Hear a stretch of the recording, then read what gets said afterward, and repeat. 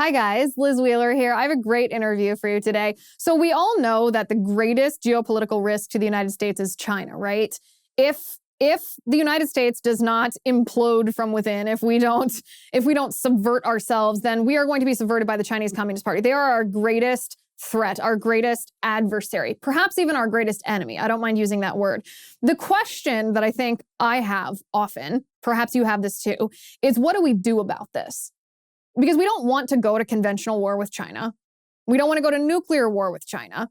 Our economies, ours and the Chinese, are intimately tied together, intricately tied together. So using the U.S. economy as leverage against the Chinese economy, that's one way to get the Chinese Communist Party to toe the line. But the Chinese communists hold a lot of power. We don't actually have all the power to simply dictate to them that they stop being communist. How do we solve this problem when we know the Chinese want to dominate us? They want to be the world's sole superpower, and they don't want the United States to occupy that position anymore. I sat down and talked to China expert Ben Weingarten, who laid out not just what the problem is, we all know what the problem is, but exactly what steps we need to take as a country to solve this problem. I hope you enjoy this interview. Hello from Miami, Florida. We are here at NatCon 3 in the fabulous free state of Florida. I'm Liz Wheeler. Welcome to the Liz Wheeler Show. I'm sitting here with senior editor at The Federalist. You are also a fellow at the Claremont Institute, Ben Weingarten. Ben, good to see you. I'm so glad to be in a free state coming up from the People's Republic of New Jersey. And did you hear that Charlie Crist, who aspires to be governor, although let's be real, he never will, not only called DeSantis to Satan, but wants a vaccine mandate for the state? All right, I'll be leaving Florida now, right after this interview. I suspect that if that were to happen, which it won't, that NatCon would change location. Yeah, would it be a boycott of Florida then? It is amazing, though. It is worth saying that Florida itself, was on a knife's edge, DeSantis versus his Democrat opponent. Let's remember, and if Gillum had been the governor of Florida, not just the state, but the country and maybe the world would be in an entirely different place, because Governor DeSantis was the singular leader behind opposing the draconian lockdowns and a whole slew of other policies. He inspired other governors to follow him, but this was the state that stood up against the mob. It's remarkable. If that had not happened, we might be living in a different world today. And by doing what he did, DeSantis actually proved out the science. It's one thing to do a clinical trial or run something in a lab, but we saw for a fact that no, Florida didn't suffer the winter of extreme pain and death or whatever it was that Biden promised the unvaccinated. That's a very interesting point. Not what we were planning on talking about today. On your panel, you talked about China, but a very specific aspect of the Chinese threat against the United States, and that is the infiltration of China into American culture. So we're not talking about the military threat of China. We're not even talking about the Chinese Communist Party dominating all of Asia. We're talking about being subverted from within. Yeah, and from my perspective, it's been well argued and established that China poses by far the greatest foreign threat to the American way of life. What I argued during this panel was that the biggest challenge to confronting this biggest challenge is ourselves. It's our ruling class. It's our elites. Because you can craft the most comprehensive whole of government, whole of society response to communist China. You can push back in terms of its economic warfare, its intellectual property theft. We could go through the whole slew of ways, its military growth and beyond. But if you don't have people at the top of the institutions that are most influential in a country, it doesn't matter. It's all for naught. You can't execute and implement it. You are subverted before that counter approach even starts. And by the way, Donald Trump himself, if you look at the forces who opposed him, it's the very ruling class that has been in bed with communist China and literally and figuratively invested in its rise for decades. In fact, it was explicit U.S. policy. It's amazing if you go back and look at national security strategies under every single president prior to Trump. It's explicit policy to make China strong. It could be make China great again. That could be the clause within each of these national security strategies, Democrat and Republican. And so my point was, we have to have conversations certainly about restoring our defense industrial base and our industrial base more broadly. We have to talk about being technological, the primary power, the biggest and strongest economy, the most powerful military, et cetera. But if you don't have an elite to help get you there, and worse, if your elite is not only in bed with communist China, but then also effectively making it a self-fulfilling prophecy that China is going to be the dominant world power, then it's all for naught. And so in this conversation, I walked through the various levers of power that China has corrupted and compromised essentially through the policy of engagement, cooperation, and integration. That is the greatest influence operation that has ever been pulled on America in our nation's history. Chinese communists have a name for it. It's called elite capture. Exactly right. And they also have a name for the white Western progressive wokeists who also help them become the dominant world power and America become the subordinate power by destroying ourselves from within. But setting the Baizuo aside here, if you look at from Harvard to Hollywood, Seattle to Silicon Valley, and I need to have one more alliteration here, also Wall Street to Washington, D.C. Good, very impressive. Every single one of these cohorts essentially has been, again, literally or figuratively invested. So if we take Hollywood, for example, Hollywood movie studios have taken in millions, billions of dollars in Chinese funding for their movies. And at the same time, they have set up studios and helped China develop its own Hollywood type industry in the hopes that they could gain access to a massive marketplace there. This is how you end up with a Top Gun without the Taiwan flag on Tom Cruise's jacket. This is why you have China universally essentially promoted the CCP's most favored kind of visage promoted in movies. And then also, as a consequence of us helping build up China's own movie industry, it projects its propaganda now around the world. And they've gotten better and better at producing films that present the CCP's favored image globally. So Hollywood used to be, for America, even though it was dominated by leftists and has always been dominated by leftists, still could put out a pro-American propaganda message in the best positive way, in the most favorable possible light, American propaganda. Now, American movie studios help China promote its propaganda to the world and therefore project its power to the world. We can go through schools, of course. I'm sure you and your viewers are well familiar with Confucius Institutes, which is like the Trojan horse into American schools, these exchange programs where the CCP's favorite worldview is put forth, but they call this cultural exchange. It's been presented that they've been disbanded, but actually they've really rebranded at dozens of universities across the country. But the corruption. What have they rebranded as? They've literally changed the names and changed the agendas associated with them to some extent. But if you actually look, the vast majority of those programs still exist under a different name, different form. Do they have a unified name like the Confucius Institute, which by the way is nutty that we ever allowed that to happen? Yeah, well, and this isn't my line, but as others have noted, we don't have Jefferson Institutes in Beijing. And if we really were operating on an even playing field, then there should be reciprocity. The Donald Trump administration simple strategy was we have to have reciprocity. So if you're going to kick our journalists out, we're going to kick your journalists out. If you're going to have a Confucius Institute, we should have a Jefferson Institute, or there should be none. Or, yeah, God forbid. So with the schools, though, you have students, Chinese nationals, who pay tuition to the tune of billions of dollars to schools. That in and of itself, there's a corrupting influence of those dollars. You have gifts, oftentimes undisclosed gifts from Chinese entities and nationals to our leading institutions to the tune of billions of dollars, the Trump administration. Yeah, Yale is a good example of that. Yale and many other Ivy League schools and the Penn Biden Center, for example, may well have taken in Chinese funding, substantial Chinese funding. And then beyond that, of course, you have the other infiltration of these research and academic institutions where our crown intellectual jewels, research that might have military applications or scientific applications, you have Chinese nationals who have come over and studied in our schools and taken those crown jewels back. So traditional espionage or non-traditional espionage, just sitting in on the courses and taking the materials out. So that's two institutions right there that are corrupted before we get to, obviously, Silicon Valley in myriad ways that big tech, from having its manufacturing over in China, big and small, $275 billion deal that Apple inked to help build up China's tech industry. Like, why should an American company be involved in that behavior in the first place? In exchange for China treating Apple with kid gloves, essentially, in terms of its regulatory architecture. And you can imagine all the ways that it corrupts Apple, that it has so much business in China and that it's engaged in a quid pro quo like that. But then even to smaller things like Amazon, for example, censoring negative reviews of Xi Jinping's collected speeches on their website. It's that big. It's from $275 billion to censoring the comments on a Xi Jinping book or the ratings on a Xi Jinping book. And then last but not least, of course, Wall Street and Washington, D.C. And Wall Street from the start, again, has literally and figuratively been invested in this burgeoning China relationship. Even dating back to the early 1970s, there was a burgeoning pro-business lobby who was advocating for, we need to get into China, we need to open up this relationship, it's imperative to have access to this massive marketplace.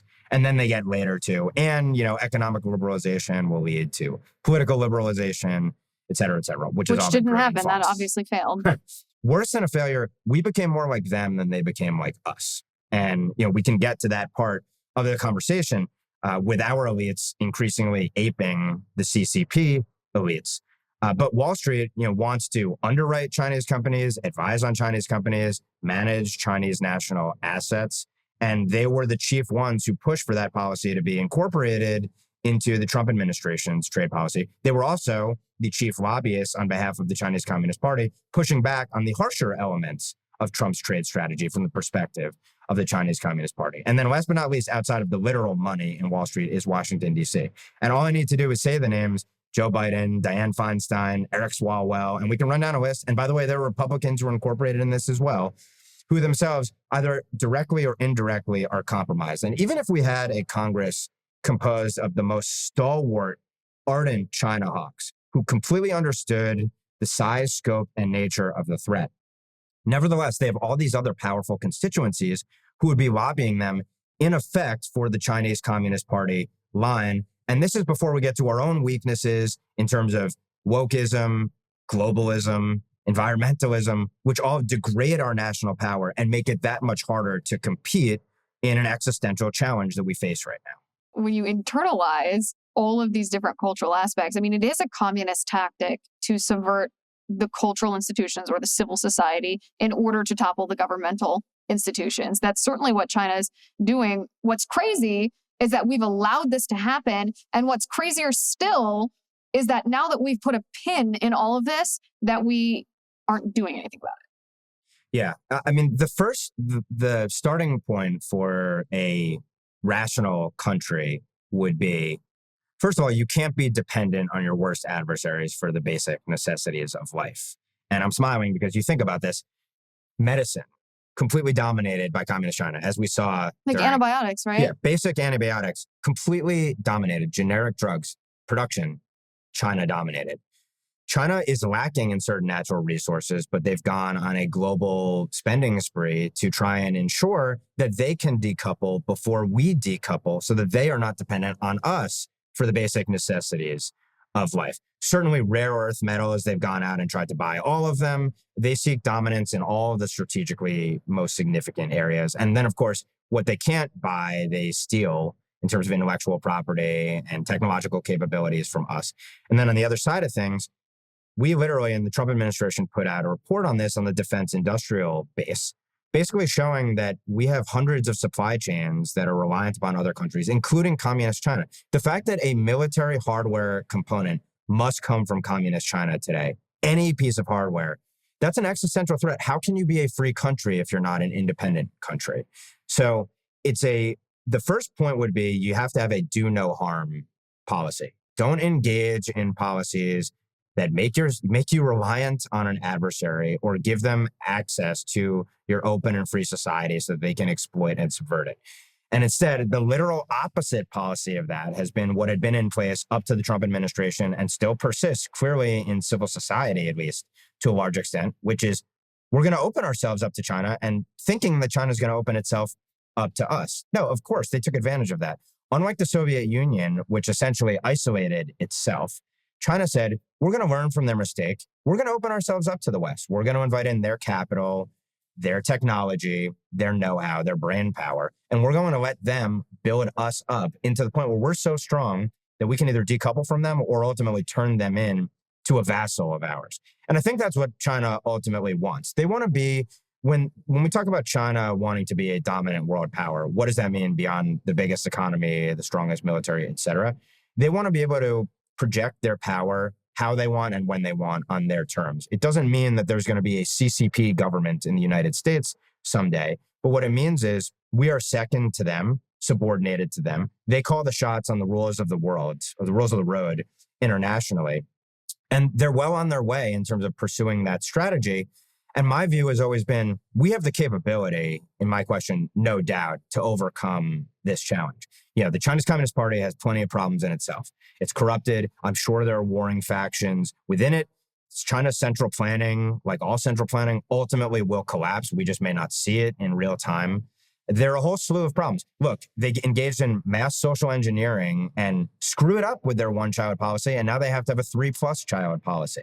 So they're a horrific, tyrannical regime that none of us should ever want to live under, but they are deathly serious about making themselves the dominant world power. And I don't know that our elites feel the same way. And in fact, I think many of our elites are resigned to the fact that China ultimately will supplant us. And they think that by getting on board, by fostering these relations, they'll be protected. And my view is, literally or figuratively, and we've seen this in every communist revolution that's ever happened in the world, those people who kowtow are the first people lined up and shot the day after that revolution succeeds. That's historically accurate. Is it too late if we did have elected representatives who were willing to fight the fight and understood the threat? Is it too late to save America as the world superpower? I don't believe so. And the reason I don't believe so, even though I am pessimistic in terms of the trend lines, in terms of, like I said, the fact that our elites not only kowtow to China, but they're actually increasingly emulating China in terms of suppressing dissent in this country and eviscerating liberty and justice. So we become America in name only, or post-America, essentially. But that aside, in terms of the capability that we still possess, first of all, we're blessed by the fact that we're separated from the world by oceans. That's a basic starting point. Then you have the natural resources that we have. Then you still have the capability of the American people. Should their will be summoned, should they be directed in the right direction? And then lastly, of course, is the capability of the government itself. And on this panel today, I spoke with a couple people who worked in the Trump administration National Security Council. And basically what they talked about was, look, if you use the full arsenal of American power under law, there are myriad ways that you can go about pushing back on China, separating them from our system, engaging in strategic decoupling. If you can't do it in civil society by convincing our captured elite, then you certainly can use the power of the law to do so. And this might make libertarians uncomfortable, but the response that I would have to libertarians on that note is, you can't have a libertarian country if China is the dominant world power, Right. number one. And then number two, it's not, to my knowledge, libertarians talk about a non-aggression principle. Well, if the other side is the aggressor and they want to be the dominant world power, you have to protect yourself and survive. Survival. Their viewpoint is a utopian viewpoint, not a realistic viewpoint. Fundamentally, and not all libertarians, to be fair. I mean, I'm strawmanning here a little bit, but Generalizing. Yeah. But the fact of the matter is that the libertarian model might work in a world with a bunch of other free and liberal, non-hostile powers, but in a world where one side is going to use your freedom and openness against you, your first job is to survive, and then it's to thrive. You can't thrive and be free and open if you don't survive. And so consequently, this threat requires making decisions that on their surface might not be the most economically rational decision in terms of, all things being equal, slapping tariffs on products. Yeah, tariffs are taxes. Okay, but what if you have a hollowed out industry that is essential to literally surviving as a country? And again, what if you're made reliant on your worst adversary who's lying, cheating, and stealing while they destroy your industries? The fact of the matter is, our job is to survive first. Survival is moral. And if you look back to the founders and you look back to what our foreign policy was for the first 100+ years of our country, the notion of protecting certain industries in the face of existential threats to them is a perfectly reasonable, rational, consistent thing to do with American values and principles. It's not an American value and principle to die on the hill of, liberal internationalism. So talk to me about the legislative solutions to this a little more specifically. So we talked about Hollywood. We talked about universities. We talked about Wall Street. We talked about the elite capture. Oftentimes in our politicians, it's their children that are actually compromised. It's the strategy of the princeling from China, where politicians give money to the children of other powerful people in order to control the politician, the parent themselves. do we ban Chinese money from Hollywood? Do we make it illegal for the child of a politician to receive money from a Chinese foreign national? What do we ban students that are Chinese nationals from entering STEM fields in our country or working in Silicon Valley? Do we prohibit China from having these so-called cultural institutions on our universities? What do we do? Yeah, so I think that there are a range of tools at our disposal that go from kind of the softest to the hardest stick, the softest carrot to the hardest stick in the toolbox. So, the hardest is, outright bans or sanctioning of entities or the like, or threatening or the threat of it. And the threat of it alone, by the way, I mean, the left shows this. When they threaten a policy, it causes all manner of companies to jump at it. So I'm not saying that I like that tactic, but I am saying it ought to be considered in the realm of possibility to threaten a policy. But in sort of the working from the least coercive to the most, I think it starts with, okay, if you are any of these institutions that we talk about, if you are Hollywood or if you are Wall Street or if you are a university, any and every privilege that a government entity has extended to you ought to be on the table for revocation should you engage in behavior that is ultimately corrupting to the foundation of the country. And, we're in Florida, like we can talk about this with Disney, for example, and DeSantis, but that could be exploited on a much, much broader range. I mean, schools get all manner of favorable tax treatment. Let's start with that. Like that can be revoked. I mean, legislation, you can use legislation to do that, pull it away, threaten to pull it away to the extent they engage in relations with Chinese Communist Party tied individuals or entities. Same thing in Hollywood. Hollywood gets all manner of tax breaks. Certain states offer them certain tax breaks, threaten to take them away, and then take them away to the extent that Hollywood continues to take that money.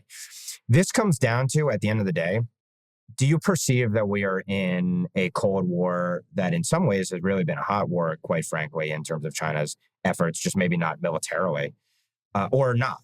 And if you believe that we are in an existential struggle, then we can use our creativity to summon a whole host of tools that will allow us to push back and start with that do no harm principle of it's strategically significant area. Let's figure out the myriad ways, the myriad levers that we can pull to ensure that China no longer is corrupting it or infiltrating it. And then, yes, we could move into the more coercive means. Obviously, you don't want to have to move into them because it sets a precedent. And if the wrong people are in power, they can use it to torment their political foes. But at the same time, I also think that those who might use these powers for ill already are probably going to use these powers for ill against us. So we're already there probably, which gets to the broader point. And like we're here at the National Conservatism Conference of you need to effectuate a wholesale change in society to the point where you would never be in this situation in the first place. So to summarize it at a 30,000 foot level, it's least coercive tools to most coercive, starting with taking away all government associated privileges and advantages should you engage in the behavior, to the far more coercive battering ram ones of, if a major U.S. bank was sanctioned tomorrow for continuing to have an asset management business in mainland China, or it's going to underwrite the IPO of XYZ Chinese Communist Party tied company, or if it's going to have some kind of mutual fund that's invested in 50 different Chinese Communist Party tied companies. And you say, tomorrow, we are going to sanction certain of your entities or more to the extent you continue to engage in this behavior. And this would cause a massive. It's a deterrent. It's a deterrent. It would cause capital markets to go crazy and all sorts of other recriminations among those who might face that threat. But all I'm saying is, there is a possibility to make companies jump, but it is a matter of will and capability. And by the way, I'm not advocating for something like that necessarily, but I am saying that every option ought to be presented, but we shouldn't even need to get there because Americans should want to be American and defend this country without needing the coercion of the government. And what's clear, I mean, really, if you zoom out on this entire conversation that we're having, what's clear is the Chinese communists want to be the world superpower. To do that, they have to subvert the United States. They don't want to have a hot war with the United States, so they're infiltrating our culture. They are trying to subvert us from within, both by causing chaos in our cultural institutions, but also instilling their own view of the world, which is a communist ideology and not a capitalist ideology. And there are things that we can do. It's not too late, and we should, as the American people, demand that our elected representatives act accordingly with recognizing the reality of that threat. And if we don't, then The question of whether we will pass down this country to our children and grandchildren is actually a question and not just a reality. I appreciate all the work that you do on this. Ben Weingarten, thank you for sitting down with me today. Thanks so much for having me. It's my pleasure. All right, guys, thank you for watching. Thank you for listening. I'm Liz Wheeler. This is The Liz Wheeler Show.